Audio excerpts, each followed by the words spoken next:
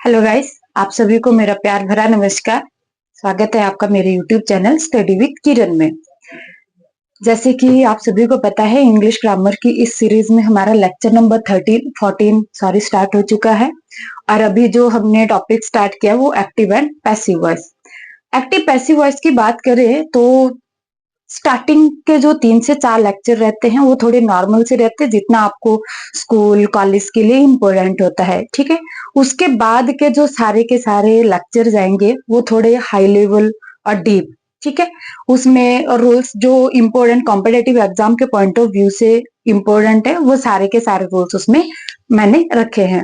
ये है कि जो स्टार्ट करना होता है वो बिल्कुल बेसिक जीरो से करना होता है। कोई बच्चे ऐसे होते हैं जिन्हें बिल्कुल जीरो से पता नहीं होता, क्योंकि हम स्टार्टिंग जब हमारी होती है लाइफ हो तो उस टाइम जैसे स्कूल एजुकेशन में और फिर कॉलेज के एग्जामिनेशन में हम इतना ज्यादा फोकस नहीं करते इन चीजों पे। और जब कॉम्पिटेटिव एग्जाम्स में आपको बैठना है तो वहां पे ऊपर से थिंग्स बहुत कम पूछी जाती है, मैक्सिमम जो लेवल है वहां पे डीप रहता है। तो उन सभी चीजों को कवर करने के लिए मैंने बिल्कुल जीरो से स्टार्ट किया है और लेवल इसका हाई तक है, ठीक है। तो आप सभी के लिए बहुत बेनिफिशियल है, चाहे कोई स्कूल का बच्चा है तो स्कूल के बच्चे के लिए, जैसे कि कोई 10th तक का बच्चा है तो उसके लिए स्टार्टिंग के जो 4 लेक्चर तक बड़ा इंपॉर्टेंट रहेगा, ठीक है। उसके बाद सारा कॉम्पिटेटिव एग्जाम के पॉइंट ऑफ व्यू से है, जहां तक मुझे नॉलेज है, ठीक है। तो अब मैं बात करूंगी आज का जो है हमारा लेक्चर, वो change the active and passive voice of imperative sentences. इस लेक्चर में कवर करना चाहूंगी इंपेरेटिव सेंटेंसेस के आपके एक्टिव पैसिव रहते हैं, प्लस इसमें लेट वाले भी जहां तक कवर हो सकेगा ये लेक्चर करेंगे, ठीक है। तो लेट वाले प्लस इंपेरेटिव सेंटेंसेस, ये आपके एग्जाम के पॉइंट ऑफ व्यू से मोस्ट इंपोर्टेंट टॉपिक है। चाहे आप एक्टिव पैसिव की बात करें, चाहे आप नरेशन की बात करें। और कभी कभार तो एक सेंटेंस दिया जाता है और पूछा जाएगा सेंटेंस का कि कौन से सेंटेंस का ये कौन से टाइप के सेंटेंस का सेंटेंस है, ठीक है। तो वो भी आपके लिए इंपॉर्टेंट रहता है। अब देखो, बेसिकली जिन्हें तो पता होगा इंपेरेटिव सेंटेंसेस होते क्या है, वो तो चलो कर भी लेगा, आराम से कर लेगा। जिनको यही पता नहीं होगा कि इंपेरेटिव सेंटेंसेस होता क्या है, तो वहां पे थोड़ी सी मुश्किल बढ़ जाती है। तो आप सभी को मैं बताना चाहती हूँ कि थोड़ा सा एक सेंटेंस का रिकेप ले लेते हैं कि सेंटेंसेस जो वो कितने प्रकार के होते हैं और इनका जो यूज है वो कहाँ कहाँ होता है। एक्टिव पैसिव में जो यूज करते हैं, क्या वो सारे ही कन्वर्ट करने होते हैं या कुछ एक ऐसे भी है जिनका एक्टिव पैसिव वॉइस नहीं बनता है, ठीक है। जैसे कि सेंटेंस तो मैं आपको स्टार्टिंग के लेक्चर में बता चुकी हूँ कि जो सेंटेंस है आपका वो क्या होता है। तो वहां पे हमने पढ़ा था a group of word that makes complete sense is called a sentence, ठीक है। एक ऐसा वाक्य, शब्दों का एक ऐसा समूह जो आपको कंप्लीट सेंस देता है, उसी को हम वाक्य कहते हैं। अब बेटा कभी कभार क्या है कि जैसे हिंदी में या इंग्लिश में इसके पार्ट पूछे जाते हैं, how many parts do you have in sentence, ठीक है। तो वहां पे आपको याद रखना है कि हम पढ़ेंगे 2 पार्ट्स। आपके पास एक सेंटेंस के 2 पार्ट्स रहते हैं, 2 पार्ट्स हम लिखेंगे यहाँ पे। अभी ये थोड़ा सा मैं आपको चेंज द वॉइस नहीं करवा रही हूँ, इंपेरेटिव सेंटेंसेस के बारे में बता रही हूँ कि इसका कहाँ जैसे रोल है, कहाँ जैसे ये आएगा, ठीक है। हम लिखेंगे पार्ट्स ऑफ अ सेंटेंस। एक सेंटेंस के मैक्सिमम 2 पार्ट होते हैं, ठीक है, जिसको हम बोलते हैं सब्जेक्ट एंड दूसरा रहता है प्रेडिकेट। इंपॉर्टेंट है ये, बिल्कुल ध्यान से सुनना है।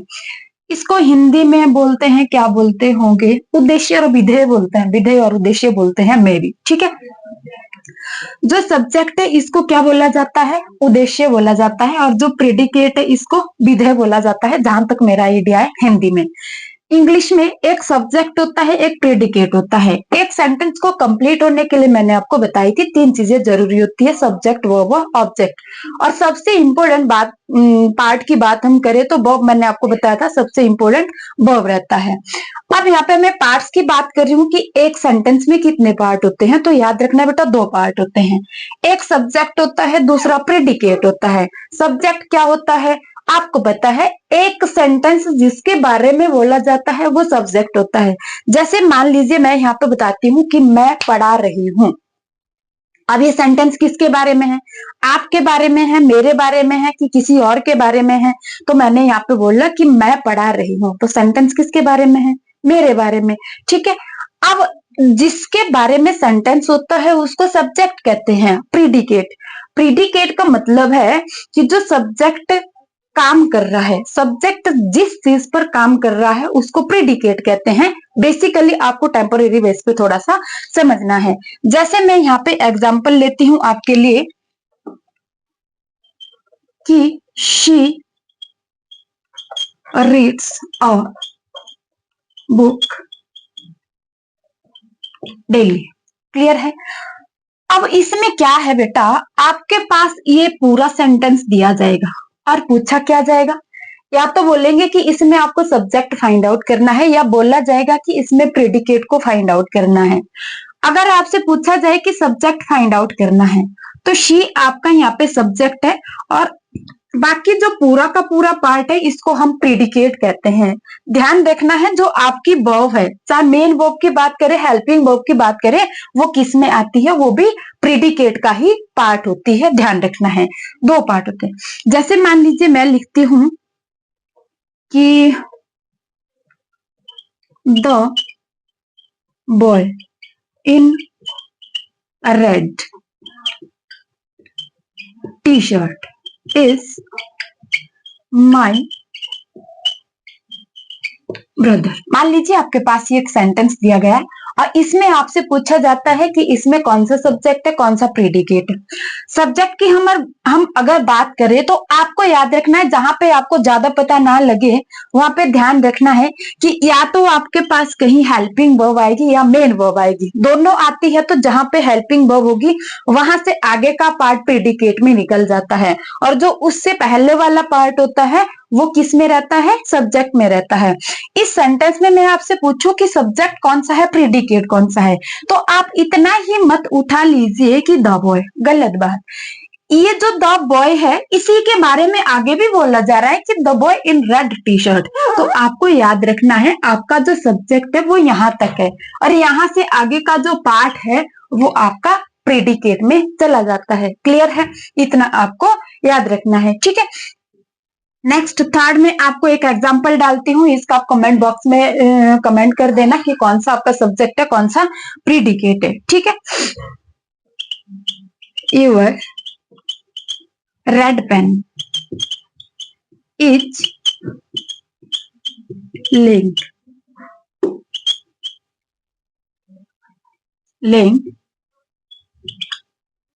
ऑन बताइए। ठीक है, ऑन माई टेबल।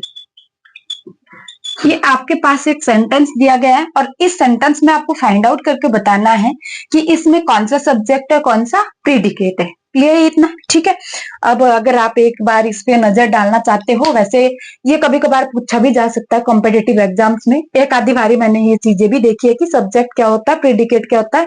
एक वाक्य दिया होगा, एक सेंटेंस दिया होगा जिसमें पूछा जाता है कि इसमें सब्जेक्ट कौन सा है, प्रीडिकेट कौन सा है, तो ध्यान रखना है आपको। ठीक है, चलो अब मैं इसको रफ करती हूँ।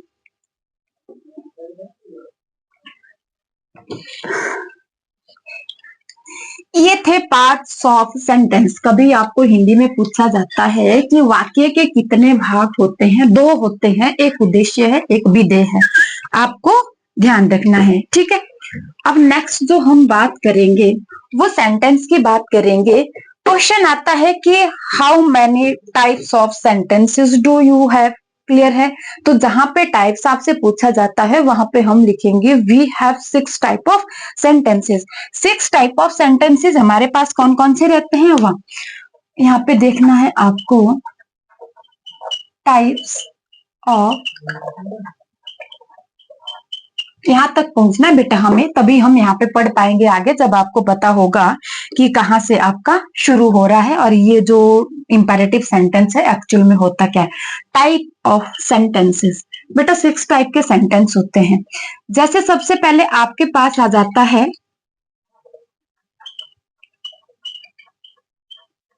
Narrative sentence.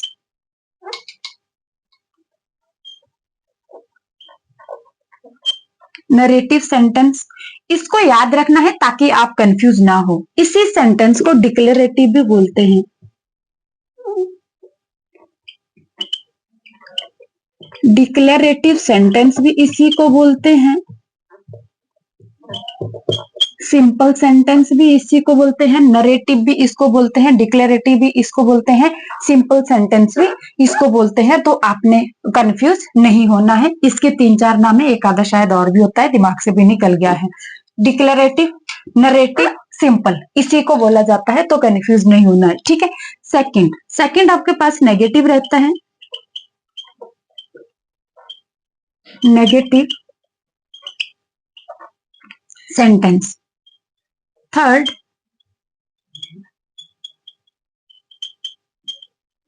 इंटेरोगेटिव सेंटेंस, और fourth one is imperative.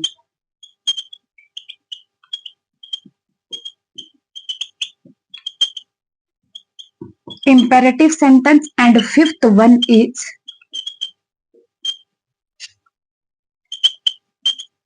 optative sentences, and sixth one is exclamatory। why है ये? ठीक है, exclamatory sentences। अब सिंपल सेंटेंस की बात करूं, जिसको नरेटिव भी बोलते हैं, डिक्लेरेटिव भी बोलते हैं, तो इसका आप सभी को पता है, पढ़ा चुकी हूं मैंने। जैसे सबसे पहले सिंपल प्रेजेंट इंडेफिनिट पढ़ा था, तो उसमें जो सबसे पहले वाला आता है उसको हम सिंपल सेंटेंस पढ़ते। कोई सा भी आपने टेंस पढ़ा, उसमें आपने सबसे पहले कौन सा पढ़ा था? सिंपल सेंटेंस पढ़ा था, याद रखना है। सिंपल सेंटेंस कौन सा होता है? जिसमें ना तो क्वेश्चन पूछा गया हो, ना ही उसमें कोई नकारात्मक व्यूज दिए गए हैं, उसको सिंपल सेंटेंस। ठीक है। जैसे आप लिखते हैं कि I am a good boy, आप लिखते हैं I get up early in the morning, ये आपके किस में रहते हैं? सिंपल सेंटेंस में। जो चीज ज्यादा डिफाइन करने लायक नहीं होगी उसको ज्यादा टाइम नहीं देंगे, जो डिफाइन करने वाली होगी उसको डिफाइन करेंगे। ठीक है, ठीक है। दूसरा नेगेटिव रहता है। आपको पता है कि जो नेगेटिविटी को दिखाता है उसे हम नेगेटिव सेंटेंस कहते हैं। जैसे आप बोलते हैं कि I do not go their daily, या आप बोलते हैं कि she is not a good girl, इस टाइप से। ठीक है, वो आपके नेगेटिव रहते हैं। जैसे आप बोलते हैं do not touch the things, उसको नेगेटिव सेंटेंसेस बोलते हैं। नेक्स्ट है इंटेरोगेटिव। इंटेरोगेटिव का आपको पता है जिसमें क्वेश्चन पूछा जाता है, ठीक है, आस्किंग क्वेश्चंस, उसको हम कौन से बोलते हैं? इंटेरोगेटिव वाले। और उसमें साइन ऑफ इंटेरोगेशन भी रहता है। सिंपल सेंटेंस में क्या रहता है? फुल स्टॉप, इसमें भी फुल स्टॉप रहता है, और इसमें साइन ऑफ इंटेरोगेशन रहता है। आपको ध्यान रखता है, उसको इंटेरोगेटिव सेंटेंसेस बोलते हैं। Fourth one is imperative sentences, and उसके बाद ऑप्टेटिव है, उसके बाद एक्सक्लामेटरी है। इतना आपको याद रखना है। यहां से नीचे वाले में इनको क्या कर दे, पहले मैं रफ कर देती हूँ। सिंपल का आपको पता है, नेगेटिव का पता है, इंटेरोगेटिव का पता है। इन तीनों सेंटेंस को मैं आपको डिफाइन करके बताती हूँ। ठीक है, ये आपके पास थे सेंटेंस। खाली मैंने इतना बताया है कि सेंटेंसेस ये तीनों आपको पता है, क्योंकि मैं पढ़ा चुकी हूँ। जो टेंस का पूरा पीरियड दिया था उसमें मैंने नेगेटिव भी कराया था, इंटेरोगेटिव भी कराया था, नेगेटिव इंटेरोगेटिव भी करवाया था, और सिंपल सेंटेंस भी कराया था। तो इसमें आपको प्रॉब्लम नहीं होगी। तो मैं यहाँ शुरू करती हूँ इंपेरेटिव सेंटेंसेस से, कि इंपेरेटिव सेंटेंस होता क्या है। क्लियर? ठीक है।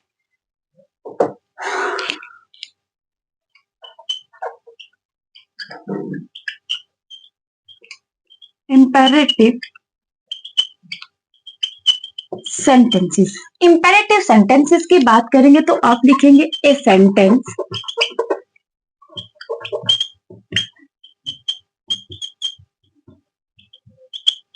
एक्सप्रेस है बेटा, ये that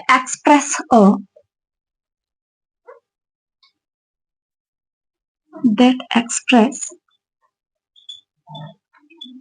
order, advice,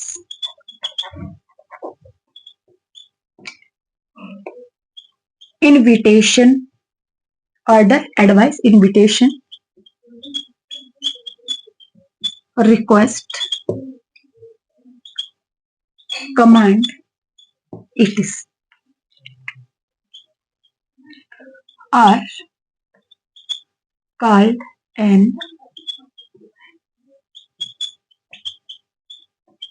imperative sentences। Clear है? क्या बताया यहाँ पे? एक ऐसा सेंटेंस जो क्या एक्सप्रेस करता है, या तो ऑर्डर बताए या एडवाइस बताए या इनविटेशन हो, रिक्वेस्ट हो या कमांड हो या इंस्ट्रक्शन हो। इंस्ट्रक्शन जो दी जाती है ना किसी को आप बोलो अच्छा काम करो, ठीक है, और बाकी डेली हैबिट्स जो होती है उसके बारे में बोलो, उनको क्या बोलते हैं हम, याद रखना, इंपेरेटिव सेंटेंसेस कहते हैं। इंपेरेटिव सेंटेंस में इतना आता है, कमांड आती है, रिक्वेस्ट आती है, इन्विटेशन, एडवाइस, ऑर्डर आता है, रिक्वेस्ट, हाँ रिक्वेस्ट हमने लिखा है। अब ये वाले सेंटेंस जो है यहां पे आप नोट डालेंगे, N imperative sentence has no subject। याद रखना है बेटा, इसके पास सब्जेक्ट नहीं होता है, इसके पास सब्जेक्ट नहीं होता है तो आपको प्रॉब्लम नहीं होनी चाहिए। जब एक्टिव पैसिव में हम जाएंगे तो यहाँ पे कभी कभार सब्जेक्ट दिखा दिया जाता है, बताऊंगे कि किस टाइप से। जहां पे सब्जेक्ट नहीं होता है वहां पे सब्जेक्ट हम किसको मान लेते हैं, सेकंड पर्सन को। सेकंड पर्सन में आपको पता है कौन होता है, यू होता है, क्लियर है। तो आपको याद रखना है कि जहां पे जरूरत पड़ेगी वहां पे हम इसका सब्जेक्ट यू एज्यूम कर लेते हैं, क्लियर है, याद रखना इस चीज को। अगर इसके पास सब्जेक्ट नहीं होता तो इसकी फॉर्मेशन तो होगी, स्ट्रक्चर तो होगा। हाँ जी बिल्कुल है, स्ट्रक्चर। कैसे बनते हैं ये वाले सेंटेंसेस, आपको याद रखना है वर्ब की फर्स्ट फॉर्म प्लस ऑब्जेक्ट, बस इतना सा रहता है इसके बाद, B1 प्लस ऑब्जेक्ट, और आपका सेंटेंस हो जाता है कंप्लीट, इंपेरेटिव सेंटेंस बन जाते हैं। इसको आप इंपेरेटिव सेंटेंस बोले या एक्टिव पैसिव वॉइस बोले, आपको पता है एक ही चीज होती है, ठीक है। अब इसके कुछ एक एग्जाम्पल लेते हैं, जैसे हम बोलेंगे please give me a glass of water, clear है, please give me a glass of water. अब देखो अगर मैं इनमें से बताऊं आपको कि इसमें क्या एक्सप्रेस हुआ है, तो प्लीज तो तभी आएगा जब आप रिक्वेस्ट करते हो, क्लियर है, ध्यान रखना है। सेकंड हम यहां से करेंगे एडवाइस, जैसे अगर एडवाइस देनी है तो हम क्या एडवाइस में क्या कर सकते हैं, जैसे हम बोलेंगे do not play with sharp things, हम बोलेंगे लर्न योर लेसन, क्लियर है।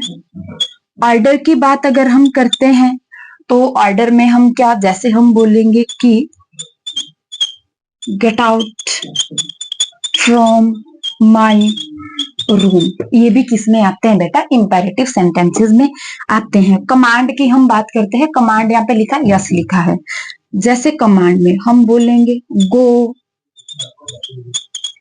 फॉरवर्ड, क्लियर, किस में आएगा, ये भी इंपेरेटिव सेंटेंसेस में आएगा।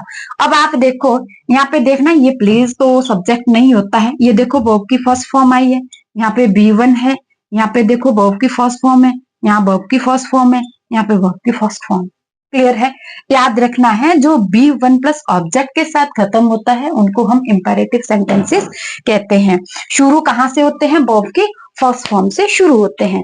दूसरा मैं डिस्कस करती हूँ यहाँ पे ऑप्टेटिव सेंटेंसेस, अब ये शुरू क्या है इनको खत्म कर देते हैं, ठीक है।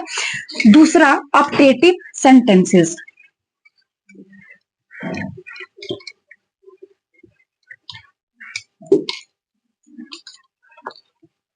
ऑप्टेटिव सेंटेंसेस की हम बात करें, ये फिफ्थ टाइप है ना, अब फिफ्थ बेटा ये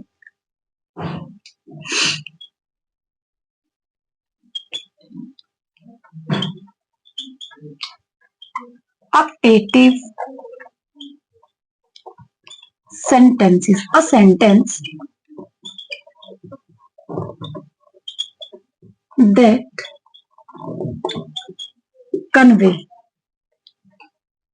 convey keen wish or prayer is called optative sentences। Clear है, याद रखना है। जो क्या एक्सप्रेस करता है, या तो विश को एक्सप्रेस करता है और या फिर मार्कर कहाँ निकल रहा,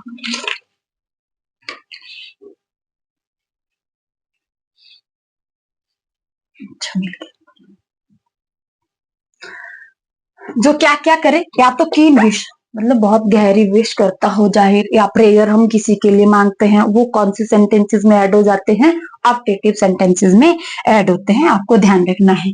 अब जैसे इसके लिए है तो हम लिखेंगे, मैं यहाँ पे शॉर्ट फॉर्म लिख देती हूँ, ऑप्टेटिव सेंटेंसेस। ठीक है, ये optative sentences are start, START, start with, किससे ये स्टार्ट होते हैं, या तो आपके पास यहाँ पे विश लिखा होता है, विश, क्लियर है, और या यहाँ पे मे लिखा हुआ होता है, मे, क्योंकि ये क्या एक्सप्रेस करते हैं, ये कीन विश और प्रेयर को एक्सप्रेस करते हैं। ऐसे सेंटेंसेस जो प्रेयर को एक्सप्रेस करते हैं या कीन विश को एक्सप्रेस करते हैं, वहां पे आपको ध्यान रखना है कि वो किसके अंडर आते हैं, ऑप्टेटिव सेंटेंसेस के अंडर आते हैं। जैसे यहाँ पे मैं बोलूं कि may God bless you always, clear. हम बोलते हैं may God bless you with a baby daughter. अब सन वाले नाराज ना हो जाएं, इसलिए हम यहाँ पे सन भी डाल देते हैं, क्लियर है। ये इस तरह के जो एग्जाम्पल्स है वो किसके रहते हैं बेटा, ऑप्टेटिव सेंटेंसेस के रहते हैं। हम बोलते हैं wish you a very happy birthday to you जाने मन, क्लियर है। ये किस में आते हैं, याद रखना है, जब आप इस तरह की कोई विश करो तो किस में आएंगे, ऑप्टेटिव सेंटेंसेस का आप यूज कर रहे हो, ठीक है। एंड आप सभी को मेरी ओर से मैं आपको बोलती हूँ कि may God bless you with all the blessings and success. May God bless you with all the blessings and success in 2025. मेरी भगवान से प्रार्थना है कि मेरे जितने भी एस्पिरेंट्स है उन सभी को 2025 में बहुत बड़ी खुशखबरी के साथ, बहुत ही अच्छी सफलता के साथ 2025 का साल उनकी जीवन में खुशियां लेके आए। यही मेरी भगवान से दुआ है। आप सभी के लिए मेरी ओर से ऑल द वेरी बेस्ट। ठीक है बेटा, स्टडी करते रहो, तब सफलता आपके कदम चूम लेगी। इस तरह से विश भी नहीं लगेगी कि आप रजाई के अंदर आराम से बैठ जाओ, सो जाओ खूब और फॉर्म देखो, तो तब तो किसी की विशेष भी काम नहीं करती है। सुना है ना, God helps those who helps themselves. ठीक है, जो सबसे पहले खुद ट्राई करेगा भगवान भी तब उसकी हेल्प करेगा कि नहीं यार इतना ये कर रहा है, एफर्ट कर रहा है, तो थोड़ा सा मैं भी हेल्प कर देता हूँ। ठीक है, ये वाले सेंटेंसेस किस में आते हैं, ऑप्टेटिव सेंटेंसेस में आते हैं, जब हम किसी के लिए विश करते हैं। क्लियर है सभी को, यहाँ तक सभी को समझ आया। ठीक है, किसी को कोई प्रॉब्लम होगी वो एक बार बता देना कमेंट बॉक्स में। ठीक है, कमेंट बॉक्स में तो मेरे पास कम ही रिप्लाई आते हैं, बेचारे एक दो स्टूडेंट है जो रिप्लाई करते रहते हैं। तो आजकल ठंड होने के कारण तभी तो अपने जो हमारा पहाड़ी ट्रेडिशन है उसमें आई हूँ, क्योंकि ठंड आजकल थोड़ी ज्यादा हो रही है। तो पर ये कि फिर मेरा मन करता है कि नहीं बेचारे जो इतना मानते हैं, फिर अगर कभी क्लास ना दे पाऊं तो फिर मैसेज करते हुए आज आपने क्लास नहीं दी तो खुद भी ऑड सा फील होता है। तो उन सभी बच्चों के लिए जिनके लिए मेरी क्लासेस से कोई बेनिफिट हो रहा है, कुछ सीख रहे हैं, तो उन सभी के लिए मैं ये अपना एक योगदान दूंगी। जितना मेरे से बन बैठेगा, जितना मेरे पास टाइम होगा, कोशिश करूंगी कि मैक्सिमम सिलेबस आपका कवर अप करा दूंगी। और जितना मुझे आता है, जहां तक मैंने आज कॉम्पिटिटिव एग्जाम्स में देखा है, किसी भी फील्ड की आप बात करो तो जहां तक डीप मैंने देखा है वहां तक मैं करवाने की पूरी कोशिश करूंगी, ठीक है। अब लास्ट जो हमारे पास सेंटेंस बचा है 6 टाइप, कौन सा था?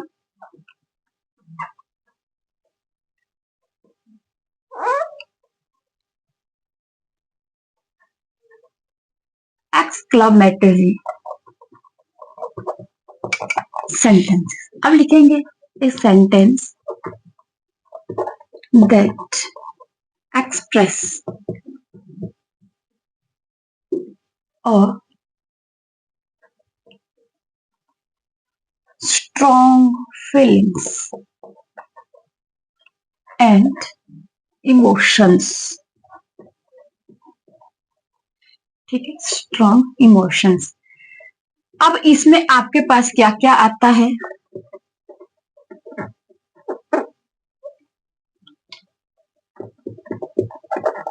इसमें हैप्पीनेस भी आती है,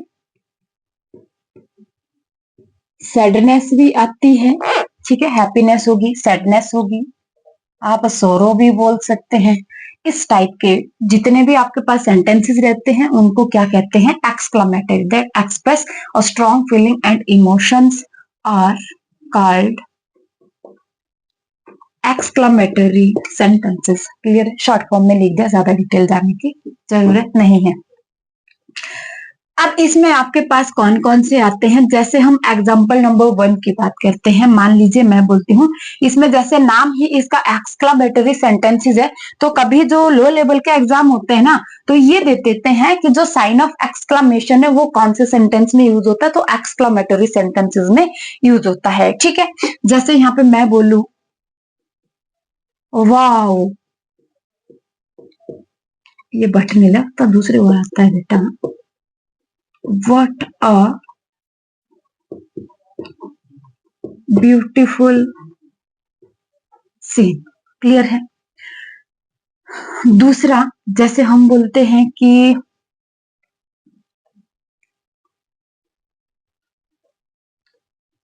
ओह,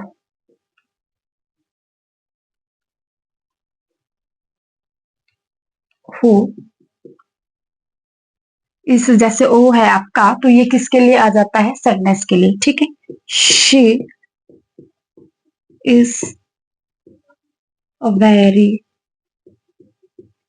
सीरियस। क्लियर है? तो सीरियसनेस के जितने भी होंगे वो भी इसमें आएंगे। जैसे हम बोलेंगे ओ, वी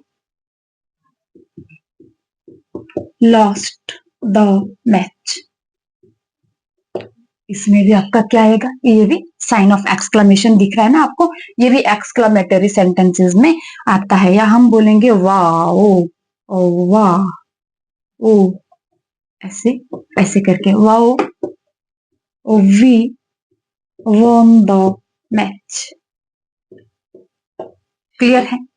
आपको याद रखना है कि जो स्ट्रॉन्ग फीलिंग्स एंड इमोशंस दिखाता है, एकदम से वंडर दिखाता है। जैसे मान लीजिए आप अभी शाम को सो जाते हैं, सर्दी का मौसम है और जो थोड़े हिली एरियाज में है सॉरी, जैसे सुबह आप सो के उठेंगे और एकदम से बर्फ आपको दिखेगी कि बर्फ गिर गई, तो कि है ना एकदम से सरप्राइज, ठीक है।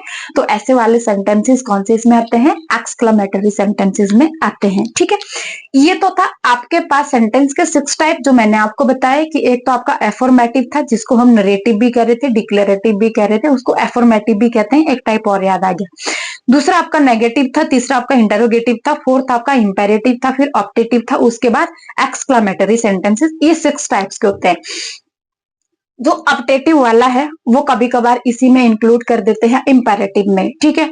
और जो एक्सक्लेमेटरी सेंटेंस है इसका हम यूज नहीं करते हैं किसमें? एक्टिव पैसिव वॉइस में। तो आपको ध्यान रखना है कि एक्टिव पैसिव वॉइस जो है उसमें यूज हम सिर्फ इंपेरेटिव सेंटेंसेस का करते हैं। इसके केस में जितने भी हमारे पास सेंटेंसेस रहते हैं उसमें से एक ही सेंटेंस उठाते हैं, कौन सा? इंपेरेटिव वाला।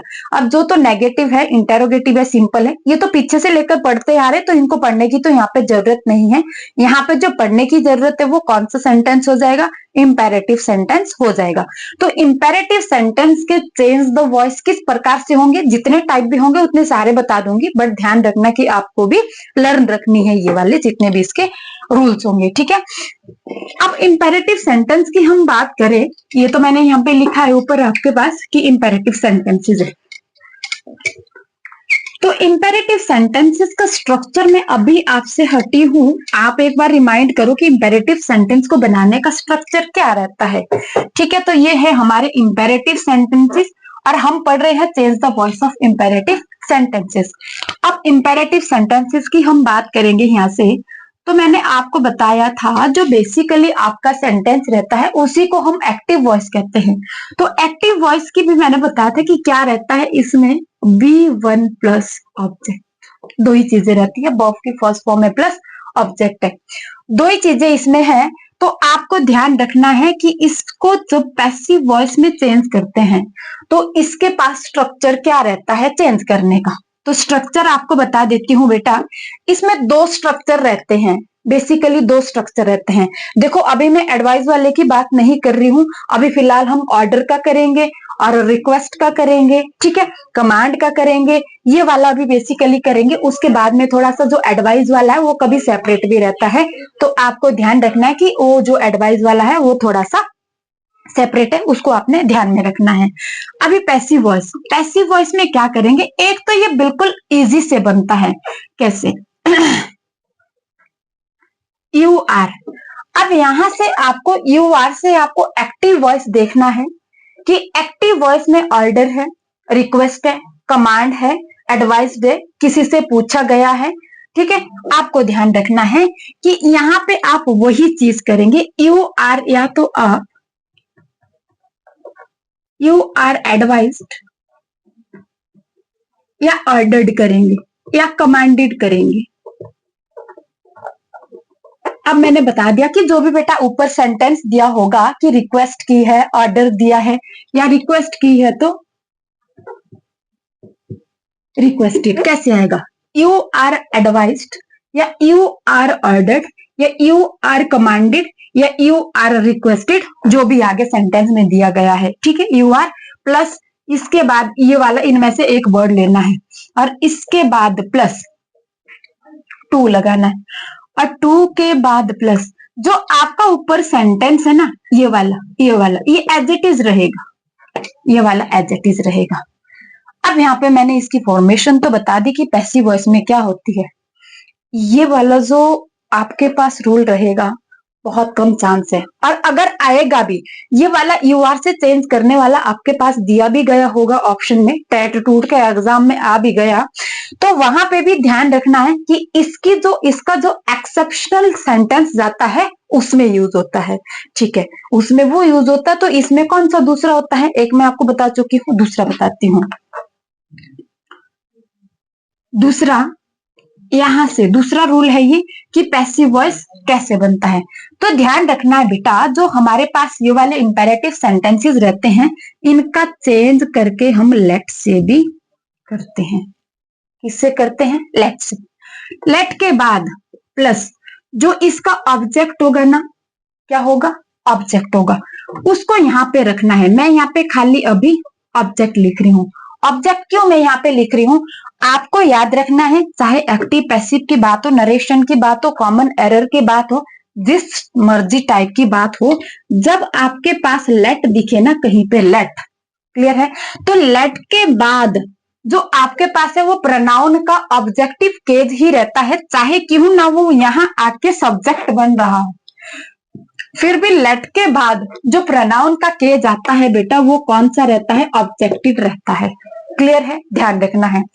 मान लीजिए यहाँ पे आपके पास B1 है प्लस यहाँ पे मी दिया गया, तो यहाँ पे आके तो आपने इसको सब्जेक्ट बनाना है, बनाना तो सब्जेक्ट है, पर केस क्या है कि यहाँ पे लेट है। अगर लेट है तो आप मी का आई गलती से भी नहीं करेंगे, मी को यहाँ से जैसे उठाएंगे मी को ही आपने यहाँ पे ऑब्जेक्ट के रूप में रख देना है, क्लियर है, समझ आया। लेट के बाद ऑब्जेक्टेड केस आता है किसका, प्रोनाउन का, ये बात आपने ध्यान में रखनी है, ठीक है।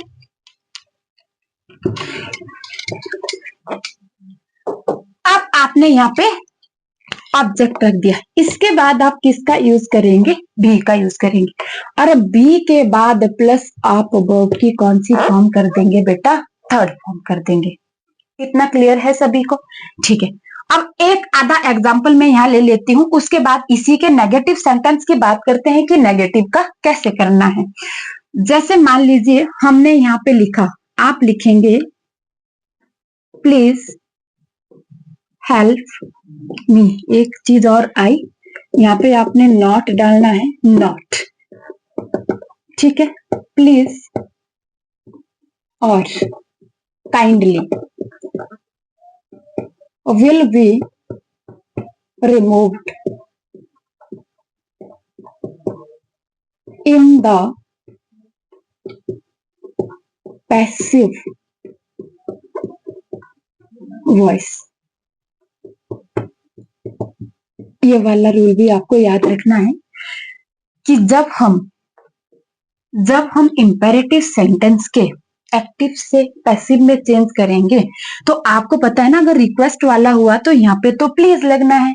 अगर यहाँ पे प्लीज लगना है तो ये आपको याद रखना है कि यहाँ से जो आपका पैसिव वॉइस में जाते हुए है वो प्लीज और काइंडली रिमूव हो जाते हैं। अगर आप लिखेंगे प्लीज हेल्प मी तो याद रखना जब पैसिव वॉइस में चेंज करेंगे तो इस प्लीज का यूज आप नहीं करेंगे, इसको आप रिमूव कर देंगे। या यहाँ पे लिखा होगा काइंडली, कैसे? काइंडली हेल्प मी, तो ये भी आपको याद रखना है कि काइंडली भी यहाँ से क्या हो जाएगा? रिमूव हो जाएगा। इस बात को आपने ध्यान रखना है।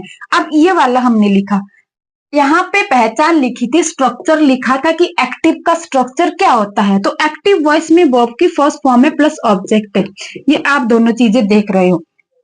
जब इसको पैसिव वॉइस में कन्वर्ट करना है तो पैसिव वॉइस में कन्वर्ट करते हुए रूल नंबर फर्स्ट हम फॉलो करते हैं। बिल्कुल इजी सा है, बता रही कैसे आएगा। यू आर, यहाँ पे प्लीज है ना बेटा, तो requested. You are requested to help me. बात खत्म। पर बता रही ना कि ये वाला बड़ा रेयर केस रहेगा, बड़ा रेयर चांस रहेगा कि इस टाइप का आपको दिया जाए। इनको चेंज करने के लिए दिया जाता है, पर किस वे पे? लेट वाले वे पे। हाँ, ये आपको याद रखना है अगर कभी आ जाए। वैसे देखा नहीं है केस कि एक आपके पास ये वाला एग्जाम्पल दिया गया और एक आपके पास लेट वाला, वो भी सही दिया होगा। तो एक ऑप्शन भी होगा ए एंड बी। तो जहां ए एंड बी होगा वहां पे, क्योंकि बेटा ये भी करेक्ट है, गलत नहीं है, ये भी करेक्ट है। अभी जो लेट से चेंज करेंगे वो भी करेक्ट होगा। कैसे? जैसे मान लीजिए इसको लेट से करना है, कैसे करेंगे हम? लेट, लेट लगा दिया। लेट के बाद क्या आना है? ऑब्जेक्ट। ऑब्जेक्ट क्या? इसमें मी। अब मी का यहाँ आके हम आई नहीं कर सकते हैं क्योंकि लेट लग चुका है। जब लेट आए तो इसके बाद ऑब्जेक्टिव फॉर्म ऑफ प्रोनाउन आती है, तो यहाँ पे हमें मी ही लिखना होगा। क्लियर? ठीक है, आपको याद रखना है लेट मी, उसके बाद बी आना है ना, यहाँ पे देखो बी प्लस, इसके बाद वर्ब की थर्ड फॉर्म हेल्प की क्या हो जाएगी? अब इसको ढूंढते मत रहना कि प्लीज कहां गया, प्लीज कहां गया, नहीं आएगा इसमें। क्लियर है की बात? ठीक है, आपको याद रखना है कि इस तरह से आपके इंपेरेटिव सेंटेंसेस चेंज हो जाते हैं। किसमें होते हैं बेटा? आगे पैसिव वॉइस में चेंज। जैसे हम बोलेंगे कि दूसरा बोलते हैं, यहाँ पे हम लिखेंगे हेल्प द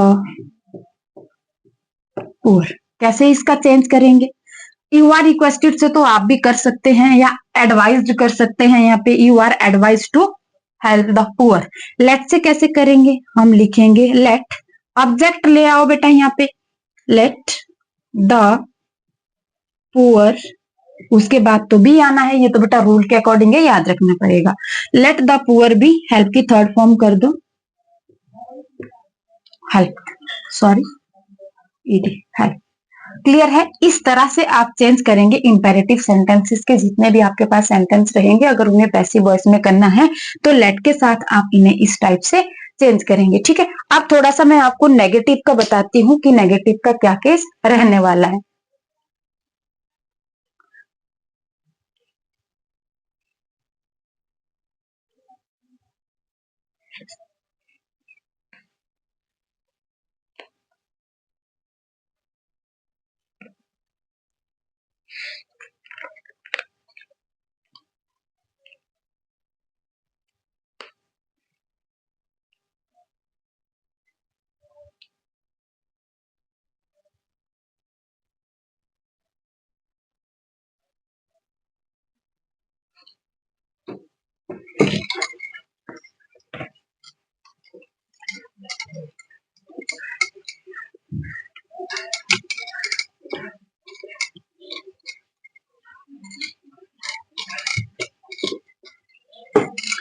अब बात करेंगे कि नेगेटिव वाले, इसी के बेटा इंपेरेटिव के नेगेटिव।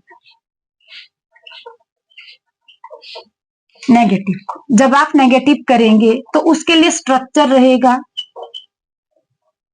एक्टिव वॉइस का है ये, ठीक है, कंफ्यूज नहीं होना। एक्टिव वॉइस का स्ट्रक्चर है do not plus B1 plus object, ये एक्टिव वॉइस का स्ट्रक्चर रहना है। पैसिव वॉइस, जो पैसिव वॉइस का स्ट्रक्चर रहेगा वो दोनों टाइप से फिर रहना है। एक तो आपके पास आएगा यू आर ऑर्डर्ड भी आ सकता है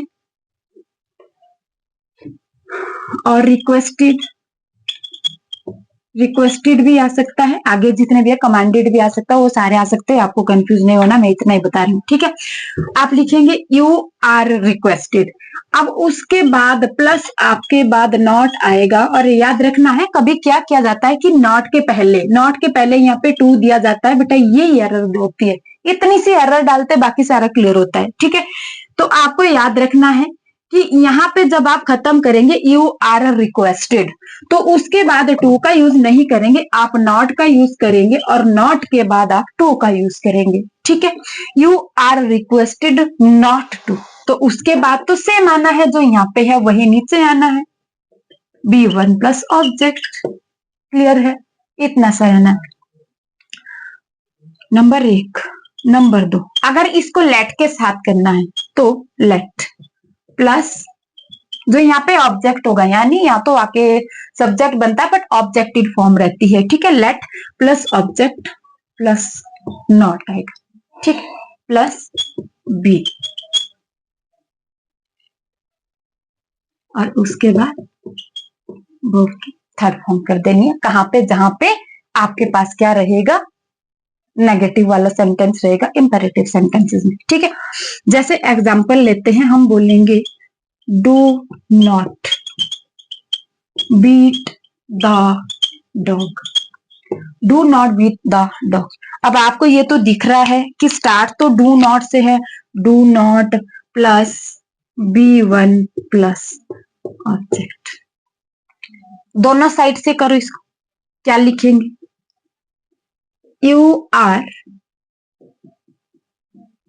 एडवाइज्ड नॉट टू, सेम लिखना है बाकी का, बीट द डॉग। यहाँ पे मैं आपको बता रही कि अगर कंफ्यूज किया जाएगा तो इस टू के रिगार्डिंग किया जाता है, यहाँ पे you are advised to not beat the dog, ये वाला किया जाएगा, इतनी सी एरर डालते हैं, पर आपको याद रखना है कि जो टू है वो नॉट के बाद में आएगा, पहले जरा भी नहीं आता है। अब लेट वाले से कैसे चेंज करेंगे, तो हम लिखेंगे लेट, उसके बाद ऑब्जेक्ट लिखो, लेट द डॉग, उसके बाद नॉट लिखो, और लेट के साथ भी आता है, let the dog not be, third form कर दो बेटा, क्लियर। ये आपके पास नेगेटिव का रहता है कि इंपेरेटिव सेंटेंसेस को, नेगेटिव के जो इंपेरेटिव सेंटेंस होते हैं उनको किस तरह से चेंज करना है, क्लियर है बेटा इतना।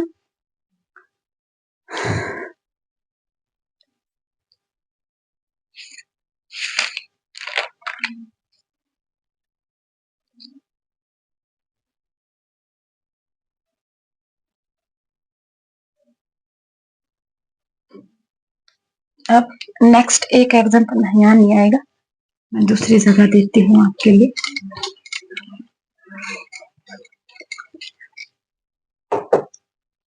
एग्जाम्पल है, नेगेटिव का है, do not starve the cow, COW cow, ठीक, गाय को भूखा मत मारो, स्टार्व का मतलब होता है भूखा मारना, ठीक।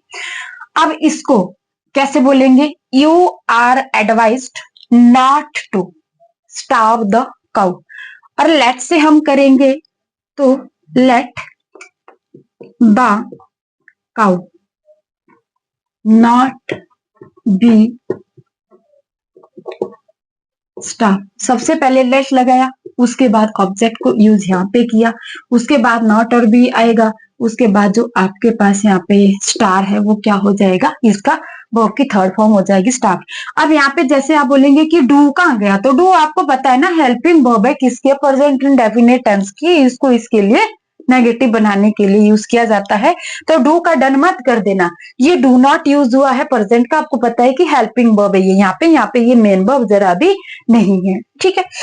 अब आपके लिए यहाँ पे थर्ड एग्जाम्पल एक पीछे दे चुकी हूँ, ये एक ये थर्ड एग्जाम्पल आपके लिए है। आपको इसको कन्वर्ट करके बताना है, दोनों साइड से बताएंगे, यू आर से भी बताएंगे और लेट से भी बताएंगे, ये बात आपको ध्यान रखनी है। मैं लिखती हूं do not touch it. Clear है?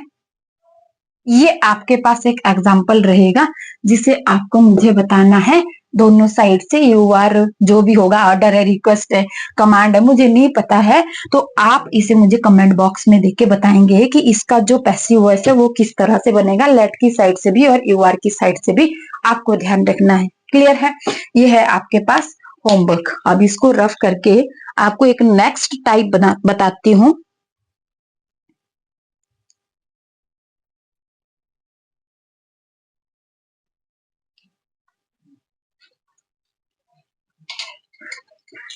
बेटा इंपेरेटिव सेंटेंसेस में एक ऐसा टाइप भी है जो हम लेट के साथ नहीं बना सकते हैं, उसको सिर्फ यू आर से ही बनाना पड़ता है, ठीक है। तो आप क्या लिखेंगे, यहाँ पे बड़े वाला नोट लिखेंगे, 500 का नोट लिखेंगे।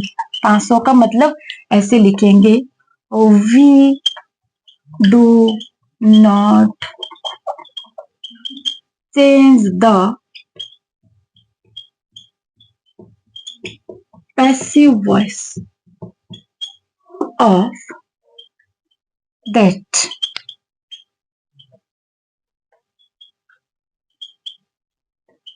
imperative sentence that has no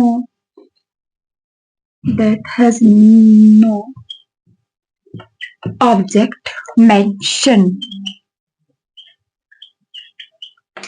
clear है? क्या बोल रहा है कि we do not change the passive voice of that imperative sentence that has no object mention. और ये रूल रहेगा कि इसको हम लेट के साथ चेंज नहीं कर सकते हैं, लेट्स के साथ चेंज नहीं कर सकते हैं। तो यहाँ पे एक ही तरीका है कि यू आर वाला करो और उसको सबमिट कर दो, उसमें लेट वाला मत फंसा देना। अब ऑब्जेक्ट ढूंढते रहो जब है नहीं तो तब कहां से लाए। क्लियर है? तो याद रखना कि वहां पे ऑब्जेक्ट ढूंढते हुए नहीं रहना, या आपको नीचे दिया गया होगा बोलेंगे कि नो चेंज, तो उस पर भी नहीं क्लिक करना है। तो अब आपको देखना यहाँ पे एग्जाम्पल, जैसे मैं यहाँ पे लिखती हूँ एक, मैं बोलती हूँ वर्क हार्ड। ये भी बेटा एक एग्जाम्पल है किसका, इंपेरेटिव सेंटेंस का। इस इंपेरेटिव सेंटेंस में क्या आपको ऑब्जेक्ट दिख रहा है ही नहीं। सेकंड एग्जाम्पल मैं लेती हूँ, मैं बोलती हूँ रन अवे। क्या आपको इसमें ऑब्जेक्ट दिख रहा है? मुझे तो नहीं दिख रहा, है ही नहीं बेटा। थर्ड एग्जाम्पल मैं लेती हूँ गो फॉरवर्ड, फॉरवर्ड। क्लियर है? Go forward. आपको इन तीनों एग्जाम्पल में ऑब्जेक्ट दिख रहा है? होता नहीं। जहां पे ऑब्जेक्ट नहीं होगा वहां पे हम इंपेरेटिव सेंटेंसेस के पैसिव वॉइस नहीं बना सकते हैं। किसके साथ? लेट के साथ। अगर लेट के साथ नहीं बना सकते हैं तो क्या हुआ, हमारे पास है ना एक इजी वाला वे है, उसको इम्प्लीमेंट कर देते हैं। जिसके पास नहीं होगा उसके लिए सिर्फ और सिर्फ एक ही तरीका है, यहाँ पे लिखेंगे you are advised to work hard। Clear? इसका भी वैसे ही बना दो, you are ordered to run away। go forward क्या लिखेंगे, you are commanded to, क्या है बेटा, go forward। क्लियर? इस तरह से आपको याद रखना है कि जिस पैसिव वॉइस में आपके पास ऑब्जेक्ट नहीं है उस पैसिव वॉइस को चेंज करने का एक तरीका है। क्लियर हुआ सभी को? ओके। अब नेक्स्ट बताती हूँ थोड़ा सा और नेक्स्ट वाला जो आपका है ये है तो इम्पेरेटिव सेंटेंसेस का ही, पर ये थोड़ा सा एडवाइस वाला स्पेसिफिक आ जाता है कभी कभार, तो कहीं आप ये ना सोचे कि मैम ने तो ये बताया नहीं था शायद ये गलत होगा, तो ऐसा नहीं है। इम्पेरेटिव सेंटेंस है और इसमें हम काउंट करेंगे एडवाइस को, मतलब एडवाइस वाले सेंटेंसेस को काउंट करेंगे। जब एडवाइस वाले सेंटेंसेस आ जाते हैं, वैसे तो ये भी लेट से हो जाते हैं चेंज, पर कभी कभार लेट वाला भी नहीं दिया होता है, और अगर लेट वाला भी होगा ये भी होगा जो अभी करवाना है, और आपके पास यू आर वाला भी होगा, और डी ऑप्शन होगा ऑल ऑफ दिस। तो ये भी आपको ध्यान रखना है, आपको पता होना चाहिए कि जितने भी हमारे पास इंपेरेटिव सेंटेंसेस है ये किसके किसके साथ चेंज होते हैं। दो तरीके तो मैंने बता दिए आपको, कौन कौन से बताए, एक यू आर के, उसके बाद लेट का बताया, और नेक्स्ट अभी बता रही हूँ। अगर तीनों के तीनों ही एग्जाम्पल में आगे तो किसको टिक मारेंगे, ऑल ऑफ दिस, पक्का वहां पे ऑप्शन होगा ऑल ऑफ दिस, तो आपको ध्यान रखना है। यहाँ पे एडवाइस के केस में एक्टिव वॉइस की बात करेंगे, सेम वैसा ही दिया होगा। एक्टिव वॉइस की बात करेंगे, यहाँ पे वर्ब की फर्स्ट फॉर्म के साथ शुरू होगा और इसके साथ खत्म होगा। जब इसको पैसिव वॉइस में हम चेंज कर देंगे, ठीक है, तो आपको याद रखना है कैसे होगा। सबसे पहले हम ऑब्जेक्ट का सब्जेक्ट बना देंगे। क्या है, ऑब्जेक्ट का सब्जेक्ट बना देंगे। इसके बाद शुड प्लस बी का यूज करके और लास्ट में वर्ब की थर्ड फॉर्म लिख देंगे। समझ में आया आपको, ठीक है। अब अगर आपके पास यहाँ पे ऑब्जेक्ट में पर्सन दिया गया है, कोई प्रोनाउन दिया गया है, सॉरी, तो उसको ये नहीं सोचना कि यहाँ पे ऑब्जेक्टेड फॉर्म लिखो, जब लेट नहीं है तो यहाँ पे आके सब्जेक्टेड फॉर्म हो जाती है, ठीक है। जैसे मैं एक एग्जाम्पल लिखती हूं कि सर्व योर कंट्री, कैसे बनेगा इसका, यूर है, ठीक है बेटा, ठीक है, यूर कंट्री। अब इसके बाद क्या लिखना है, यूर कंट्री शुड बी, और इसकी वर्ब की थर्ड फॉर्म कर दो सब। क्लियर है, हमने अभी पीछे लिखा था हेल्प द हेल्पलेस, कैसे बनेगा बेटा, the helpless should be help. Clear है, ये आपको याद रखना है। इस तरह से आपके जो एडवाइस वाले सेंटेंसेस है, ये आपको चाहिए क्या होमवर्क आपको दूं, इच्छुक को तो मैं दे देती हूँ, पर दे के क्या फायदा है, एक दो बच्चा रिप्लाई करता है, बाकी के ऐसे ही रह जाते हैं थोड़ा सा, बाकी तो कुछ नहीं है ना, पर थोड़ा मजा नहीं आता फिर अगर ज्यादा बच्चे बोले ना कि नहीं भाई रिप्लाई सभी बच्चों का है, या बोले कि मैम कंटिन्यू करो क्लासेस को, तो थोड़ा सा पता है ना कि किसी भी ये जो आदमी के अंदर है वो एक इंस्पिरेशन सी आ जाती है कि नहीं यार करना है किसी के लिए, करना है किसी के लिए, ठीक है। आपको मैंने बताया, कभी मैंने रिक्वेस्ट किया कि बेटा प्लीज सब्सक्राइब करना, बेटा प्लीज शेयर कर देना, कभी आज तक किसी को बोला है, नहीं बोला है, क्या बोला, देख लो एक बार, देख लो, क्लासेस अच्छी लगती है तो ज्वाइन कर लो, उठाओ आराम से फायदा उठाओ, विदाउट किसी फीस के है, आपसे कोई फीस नहीं ले रही हूँ, बस आप इंजॉय करो। और शायद अगर आपके ऊपर भी कभी ऐसी प्रॉब्लम आए जैसे कि मेरे ऊपर थी कि मैं भी कोचिंग नहीं ले सकती थी, तो मैं सोचती हूँ कि आप कभी ऐसा फील ना, अब फोन तो देखो जिसके पास खाने का दो वक्त का खाना नहीं होगा फोन उसके पास भी पक्का होगा, ठीक है।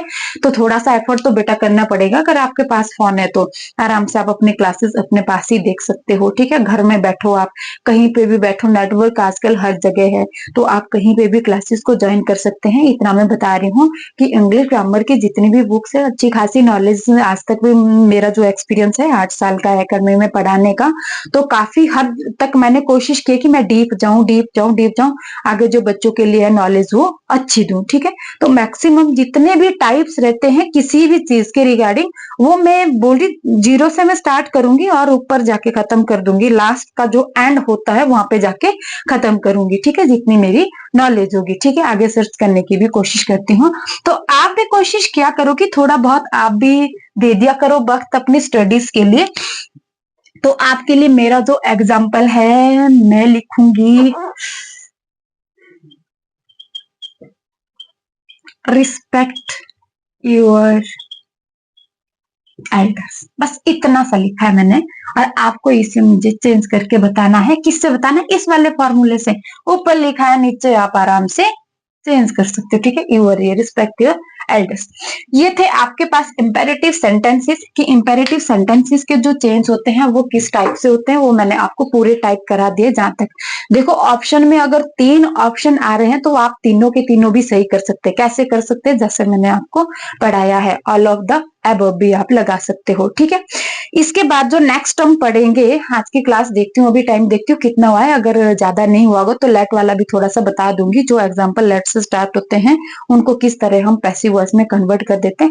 अदरवाइज जो नेक्स्ट वाली क्लास है वो लास्ट क्लास में भी रहे, शायद अगर वो लास्ट क्लास रही तो आगे आने हैं प्रेपोजिशनल, ठीक है। थोड़ा सा फ्रेजल वर्ब के बारे में बताना था क्योंकि फ्रेजल वर्ब वाले भी आते हैं, बट फ्रेजल वर्ब लिखवा दूंगी कि ये रहती है जो साथ जाती है वर्ब के साथ, प्रेपोजिशन भी साथ जाती है, उनको फ्रेजल वर्ब कहते हैं।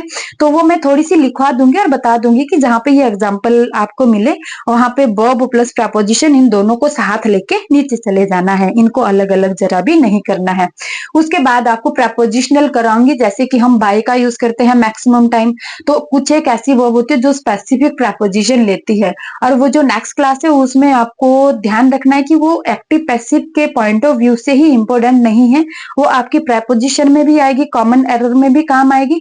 आपको ध्यान रखना है कि इस वाली वर्ब के साथ स्पेसिफिक कौन सी प्रेपोजिशन यूज होती है, वही यहाँ पे भी मैं बताऊंगी। कुछ एक यहाँ पे कवर होगी, कुछ एक आपके आगे नरेशन में होगी, फिर जब हम प्रेपोजिशन पढ़ेंगे वहां पे तो पढ़ेंगे ही, ठीक है, स्पेसिफिक का वहां पे तो पढ़ेंगे ही। तो आपको ध्यान रखना है कि हर क्लास आपके लिए बहुत ज्यादा इंपॉर्टेंट है। तो एक बार देखते हैं जरा क्लास को कि ज्यादा लंबी तो ना चली जाए। देखो क्लास मैक्सिमम 1 घंटे की बन गई है, तो यहाँ से ज्यादा आप बोर भी हो जाएंगे, शायद आपके पास भी टाइम नहीं होगा। तो क्लास को यहीं पे समाप्त करते हैं, आज की क्लास को। ठीक है बेटा, ऑल आप स्टडी को करते रहें। थोड़ा ठंड में आप भी अपना ध्यान रखें, बीमार उमर ना हो जाए तो स्टडी डिस्टर्ब हो जाती है। और जहां पे स्टडी को गैप मिलता है वहीं से हमारा थोड़ा गड़बड़ हो जाता है। तो स्टडी को गैप भी ना मिले और कंटिन्यू आप कंसिस्टेंसी आप बनाए रखें, ठीक है। तो आज के लिए काफी है, यहीं पे आज की क्लास को समाप्त करते हैं। Good night to all, sweet dreams and take care you all.